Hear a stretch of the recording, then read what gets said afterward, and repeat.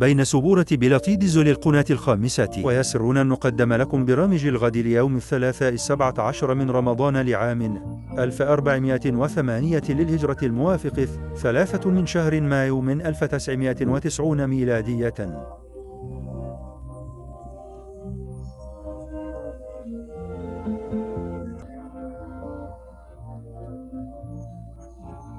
سيبدا الإرسال بمشيئة الله تعالى في الفترة الصباحية في تمام 9 بالسلام الملكي المغربي، ونستهل بفترة برامجنا تلاوة عطرة من القرآن الكريم في 9:15 نقدم لإحبائنا المغاربة باقة من المسلسلات الجيدة مسلسلة سكة سفر المواسم الأولى يليه مسلسل شباب البوم الجزء 8 وفي 9:15 برنامج أسعار السيارات، وفي 10 تشاهد المسلسل الأمريكي دازوليند وليد، وفي 10:15 مطالعات الصحف الصادرة صباح اليوم في تمام 11 شباب البوم ب10، وفي 11:15 برنامج تحريات يليه مسلسلة سكة سفر المواسم الأول بطولة سعد عزيز وصالح أبو عمره ومحمد شهري، وتختتم البرامج بتلاوة عطرة من القرآن الكريم يليه السلام الملكي المغربي.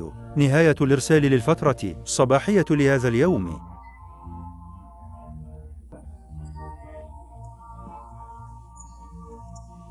في فترة المساء والسهرة نعاود الإرسال مرة أخرى في 4 عصرا بالسلام الملكي المغربي، ونستهل بفترة البرامج تلاوة عطرة من القرآن الكريم. نقدم لكم مسلسل سكة سفر الجزء الأول يليه شباب البوم بالجزء 10، وفي تمام 5 تشاهدون البرنامج الجديد فاصل ونواصل ديزول يليه مسلسلة سكة سفر المواسم الأولى ليه بعده مسلسل عشق الشباب، وفي تمام 6 تشاهدون برنامج أسعار السيارات يليه فاصل موسيقي سيارات في سطيف الجزائرية، وفي تمام 7 برنامج فاصل ونواصل ديزولي، وفي تمام 8 نشرة الإخبار العربية الأولى. عقب النشرة مسلسل سكة سفر الجزء الأول يليه مسلسل شباب البوم بعدة أجزاء في 9 برنامج تحريات يليه أسعار السيارات في 9:15 في 10 نشرة الإخبار المصورة الثانية الإنجليزية. عقب النشرة برنامج ليلة الخميس في 11 نقدم برنامج لكاس في 11:15 أخبار خفيفة وموجز الإنباء يليه تلاوة عطرة من القرآن الكريم يليه السلام الملكي المغربي. نهاية الإرسال للفترة المسائية. مشاهدينا الكرام، قضينا مع أجمل البرامج. شكرا